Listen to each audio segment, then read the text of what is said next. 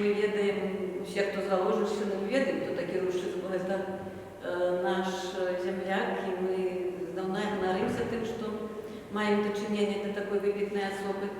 Аднак Рушчыц увайшоў у маё жыццё асабістае, напэўна, год 10 таму назад, калі у Варшаўскім нацыянальным музеі я убачила картину «Земляк». Хрестоматыйная, здаецца, картина была вядома па рэпрадукцыях, аднак у зале, калі падчас экскурсіі прыцягнула маю увагу асабістую ралля, зямля, і яна раптам стала неяк дыхаць. І я зразумела, што гэта тое, што я ведаю, што я бачыла. Я нарадзілася недалёка ад Богданова, і поэтому гэтыя паездкі, гэтыя зборкі, яны былі мне вельмі добра вядомыя. І што такое свежаўзараная зямля, і што такое пах гэтай зямлі. І гэты чалавек, які стараецца падняць гэту цяжкую глебу, у нас там глебы сапраўды цяжкія, неўрадлівыя.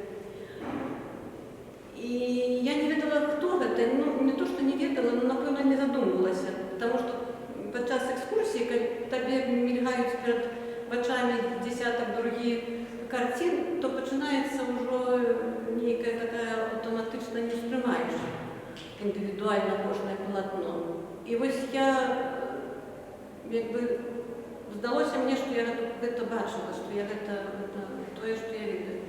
І калі я паглядзела назву карціны і прозвішча аўтара, таксама, як бы, мне гэта асацыяцыя асабліва нічога не сказала, але Богданова, я зразумела, што Богданова тое, якое я ведаю. Дзе я была не адзін раз, і гэта тое Богданова, якое знаходзіцца недалёка ад маёй роднай вёскі. І я вярнулася, паглядзела другія карціны, там «Стары дом» і іншыя, і папыталася у экскурсавода, чые гэта карціны. А гэта, кажа, нейкі гэта мастак з Крэсаў. Мне так стала неяк неёмка, думаю, ну што так не звяртае увагу з Крэсаў, гэта ж свае радзімыя, трэба пра іх распытацца добра. А гэта былі часы, як яшчэ не было інтэрнэта. І пагэтаму мне было вельмі цікава даведацца, хто ж гэта такі. І я пачала магчымыя сродкі інфармацыі шукаць крыніцы, з музея Наваложаны прыехала, бібліятэка, музей. Адзін артыкул, такі скупы біяграфічны артыкул, і больш нічога. І потым я зразумела, што гэта кранае мяне, і мне трэба даведацца. Такі мяне характар, што ты зробіш. І на наступны год я працую з моладдзю увесь свой прафесіянальны век, што называецца. І на наступны год мы со сваімі дзецьмі паехалі ў Богданова. І я расказваю, што тут такі Рушчыц быў, што гэта вялікі мастак, што вялікі чалавек, што ён пэўны час зрабіў вельмі многа для таго, каб залажыць фундамент нашай беларускай культуры, беларускага жывапісу. І дзяўчынка з наіўнымі вочкамі такімі пытаецца, калі ён такі быў знакаміты і вялікі, то чаму тут адны руіны? І вось гэта пытанне, яно мне да гэтай пары не дае спакойна жыць. І, напэўна, пагэтаму я стала цікавіцца усім, што звязана з Рушчыцам, з яго часам. Удалося пазнаёміцца з сям'ёй Фердынанда Рушчыца. І в антыкварных магазинах у Польшчы, в асноўным Польшчы, удалося купіць некалькі кніг 30-х гадоў пра Рушчыца, каталогу яго пасмертнай выставы. Вядомая хрестаматыйная кніга «Жыццё і дзейнасць Фердынанда Рушчыца» з 39-го года пад рэдакцыяй Яна Молгака. І калі я атрымала ў рукі